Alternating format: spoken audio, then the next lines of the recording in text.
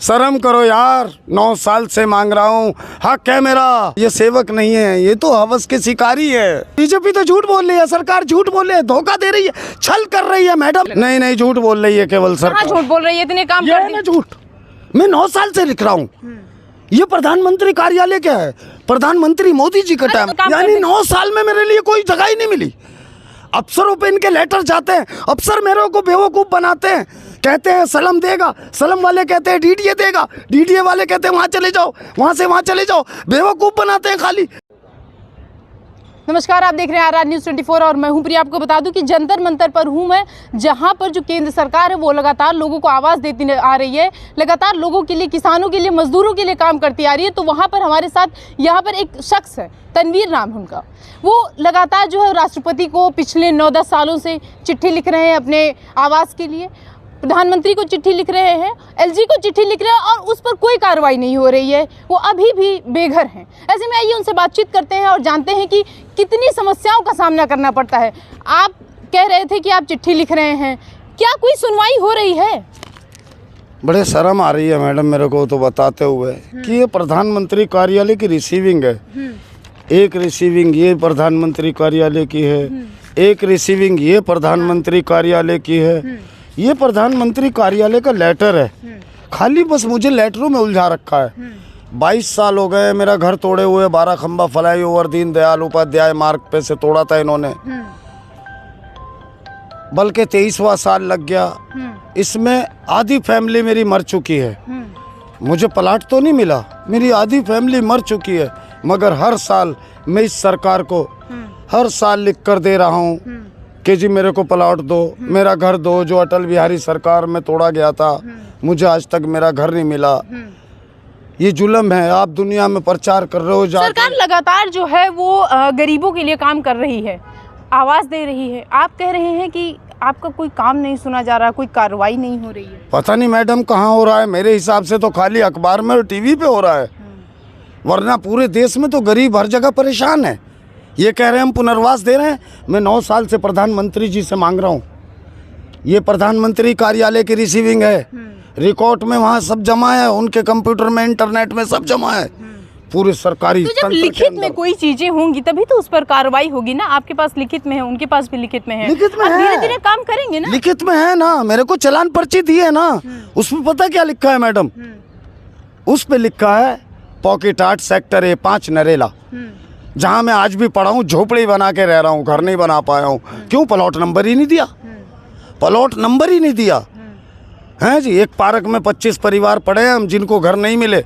मैं अकेला नहीं हूँ, 25 फैमिली हैं, हिंदू भी हैं, मुस्लिम भी हैं, सब तरह के भाई हैं, हम सब भाई हैं, सब उसमें रह रहे हैं 25 परिवार। और मैं 25 परिवार के बारे में लिख रहा हूँ, और उनको 12 खंबा फ्लाईओवर से भेजा है इन्होंने। सरकार लगातार जो है वो भारत देश को गरीबों से मुक्त करना चाहती है, यानी कि जितने भी गरीब लोग हैं, जितने भी ऐसे लोग हैं जो बिलो पॉवर्टी लाइन है, उनको ऊपर उठाने की कोशिश कर रही है। नहीं झूठ बोल रही है केवल सरकार। झूठ बोल रही है, इतने काम ये है ना झूठ। मैं 9 साल से लिख रहा हूँ। ये प्रधानमंत्री कार्यालय क्या है? प्रधानमंत्री मोदी जी का टाइम। तो सरकार जो है वो सबका नहीं कर सकती ना, धीरे धीरे काम करेगी। आप ऐसे काम, यानी 9 साल में मेरे लिए कोई जगह ही नहीं मिली। अफसरों पे इनके लेटर जाते हैं, अफसर मेरे को बेवकूफ बनाते हैं, कहते हैं सलम देगा, सलम वाले कहते हैं डीडीए देगा, डीडीए वाले कहते हैं वहाँ चले जाओ, वहाँ से वहाँ चले जाओ, बेवकूफ बनाते हैं खाली। सिस्टम में लाखों रुपया खर्च। सारा प्रोसेस होगा तभी तो कह रहे हैं सब जगह आप जाइए। कोई एक बंदा तो उसका घर का तो है नहीं, कोई प्लॉट उसका तो है नहीं कि भैया उसने खतौनी अपनी लिखी आपको दे दी, ऐसा तो है नहीं। पूरा प्रोसेस करना पड़ेगा ना, आपको काम करना पड़ेगा। ऐसा सरकार कह रही है कि जिसको भी प्लॉट चाहिए या कोई भी ऐसी चीजें चाहिए, उसको पूरे नियम कायदे कानून मानने पड़ेंगे। तो कितने साल लगेंगे वो कायदे कानूनों में? मेरे को ये पता लगना चाहिए ना। मुझे 22 साल हो गए, अटल बिहारी सरकार में तोड़ी गई थी मेरे घर, वहाँ इन्होंने अपने लिए लाल किला बना के खड़ा कर दिया जैसे इनके अब्बा का माल हो। वहाँ के मैंने 9 मुकदमे झूठे भुगते हैं, 30,000 कोर्ट के अंदर 9 मुकदमे। मैं अपना घर मांगता रहा, इनसे लड़ता रहा, उस लड़ने के बदले में इन्होंने झूठे मुकदमे लगा दिए जो सारे बरी हुए। आपके कहने का मतलब है सरकार कोई काम नहीं कर रही है? नहीं, खाली चीटिंग कर रही है। सरकार कह रही है कि हम पता नहीं कितनी योजनाएं लाए हैं पिछले 9 सालों में। हाँ, लाए हैं ना। सुनिए, जन धन योजना हुआ, महिलाओं के लिए काम हुआ, बेटी बचाओ बेटी पढ़ाओ, जो गरीब वो बेटियां थी उनकी शादी करवाई उन्होंने, ठीक है, बहुत सारे काम किए, खातों में पैसे उन्होंने डाले, अभी भी किसानों के लिए लगातार वो काम करें, युवाओं के लिए उन्होंने रोजगार दिया। किसानों पे तो लाठियां बज रही है मैडम, आप कह रहे हैं किसानों के लिए काम क्या? उनके हम नहीं कुछ कह रहे हैं, सब बीजेपी कह रही है, सब सरकार कह रही है। अरे बीजेपी तो झूठ बोल रही है, सरकार झूठ बोल रही है, धोखा दे रही है, छल कर रही है मैडम। मैं बताता हूँ आपको कैसा छल किया इन्होंने। मैंने 5 लाख रुपए अपनी बेटी की शादी के लिए मोदी सरकार से मांगे थे, लेटर लिख के। वो लेटर मेरे पास रिसीविंग भी है और प्रधानमंत्री कार्यालय में सिस्टम में सारा कुछ है। अगर झूठ बोलते तो मेरे को जेल में डलवा देना मैडम। 2.2 सुनिए पहले केंद्र सरकार, सुनिए पहले, केंद्र सरकार ने 2.22 करोड़ रुपए जो है वो बेटियों के लिए, गरीब बेटियों के लिए विवाह में दिए हैं। अरे मैडम मैं बता तो रहा हूँ, मैंने 5 लाख रुपए लोन मांगा था, दान नहीं मांगा था मोदी सरकार से। मैंने कहा मुझे लोन दे दो, मैं अपनी बच्ची की शादी कर लूं, मैं तुम्हारा चुकाऊंगा पाई। सरकार बेटियों की शादी के लिए खड़ी है तो लोन क्यों मांग रहे हैं आप? उसके लिए प्रोसेस करिए ना। किसने दिया मैडम? 1 रुपया नहीं दिया। चले जाइए यूपी में आप।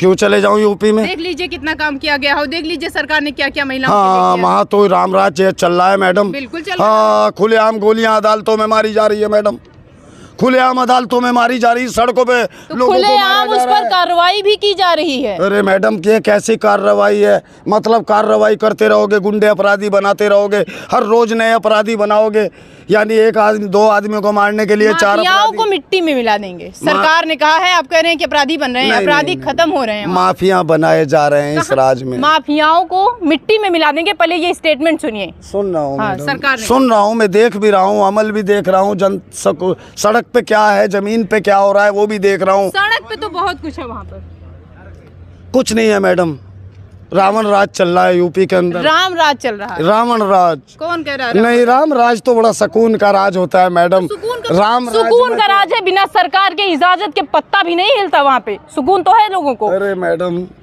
क्या बात कर रही हैं? वो पहलवान बेटियां रो के, वो पहलवान बेटियां रो के तड़पती हुई पिट के गई हैं कि एक लोकतंत्र के मंदिर का उद्घाटन हो रहा था एक साइड, और एक साइड जो बेटियां मेरे देश का गौरव बढ़ा के आई थी, सारी दुनिया में तिरंगे को लहरा के आई थी, मेडल लेकर आई थी, उन्हें यहाँ कुचला जा रहा था।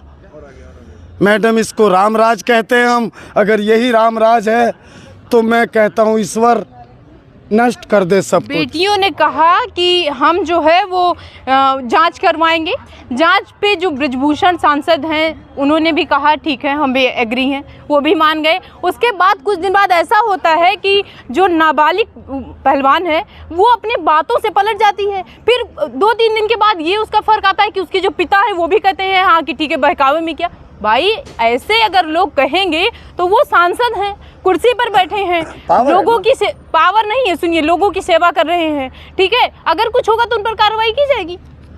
देखो जी, ये बस खाली किताबों में रह गया कि लोग सेवक, किताबों में क्यों रह गया जब वो बार बार कह रहे हैं ना? मैडम ये सेवक नहीं है, ये तो हवस के शिकारी है।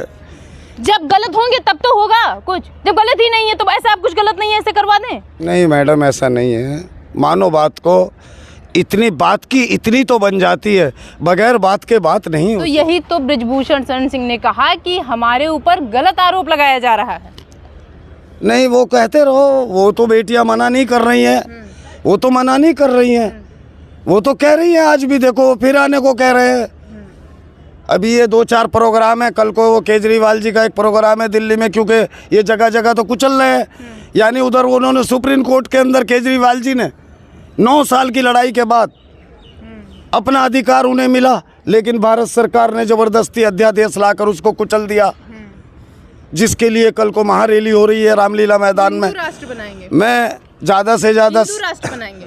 हिंदू राष्ट्र मैडम नहीं, देखो हिंदू राष्ट्र बनाने में हम अपने भारत को खामे नुकसान में डाल रहे हैं। हिंदू राष्ट्र तो ये है ही, हिंदुस्तान तो जब इसका नाम पड़ गया था वो 2 टुकड़े हो गए थे हमारे देश के, हमारी हुकूमत के, वरना एक ही रहता ना तो आज सारी दुनिया पे भारी रहते हम। आप अपने कागजों को लेके सरकार से क्या कहना चाह रहे हैं? मैं अपने कागजों को लेके ये कहना चाह रहा हूँ, मोदी जी शर्म करो यार, 9 साल से मांग रहा हूँ, हक है मेरा।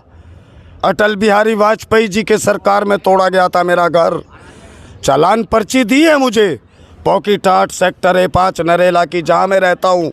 हर साल 2 बार डेमोलेशन होता है मेरा, अभी भी डेमोलेशन होया पड़ा है। जानते हो कम से कम 50 लाख रुपए का नुकसान हो चुका है मेरा 18 साल में। नरेला के अंदर इतने डेमोलेशन कर चुकी है तुम्हारी हुकूमत, तुम्हारा DDA, तुम्हारी पुलिस। बर्बाद हो चुका हूँ। और सुनो, जब तक के मेरे साथ इंसाफ नहीं होगा ऐसे ही खोदता रहूँगा और मैं सुप्रीम कोर्ट तक जाऊँगा, भीख मांगूंगा, चोरी नहीं करूँगा, सुप्रीम कोर्ट तक जाऊँगा तुम्हारे खिलाफ। क्योंकि जहाँ तुमने वो लाल किला बनाया है दीनदयाल उपाध्याय मार्ग पे, वहीं के चालान मैंने 30 हजारी कोर्ट में 8 चालान भुगत रखे हैं, 8 जुर्माने झूठे इल्ज़ाम भुगत रखे हैं जो बरी हुए थे। इसलिए समझ लो, या तो मेरा घर दे दो। मेरा अकेला नहीं है, 25 परिवार पड़े वहाँ जो मिंटो रोड्स 12 खंबा फ्लाईओवर के नीचे से गए थे दीनदयाल उपाध्याय मार्ग पे से। उन 25 के 25 को घर दे दो तो मैं मान जाऊँगा, वरना नहीं। मैं ऐसे ही करता रहूँगा, बोलता रहूँगा और आपकी सारी बातें पोले दुनिया में खोलता रहूँगा। जय हिंद, जय भारत। मैं ये हमारे साथ तनवीर थे जो कि दिल्ली नरेला की निवासी। इनका कहना है कि लगातार जो है ये 9 साल से सरकार के पीछे लगे हुए हैं कि इनको पुनर्वास दिया जाए। तो वहीं इनका घर कहना है कि 22 साल पहले तोड़ दिया गया था, सरकार ने तोड़वाया था, अब इनको कोई वास नहीं दे रहा है। ये सिर्फ अकेले वहाँ पर नहीं है, इनके साथ और भी लोग हैं, कम से कम 25 से 30 लोग हैं जो कि अभी भी बिना घर के रह रहे हैं। इनका लगातार जो कहना है कि हमको घर दिया जाए, ऐसे में हम कहाँ चले जाएं। जंतर मंतर से प्रिया पांडे की रिपोर्ट।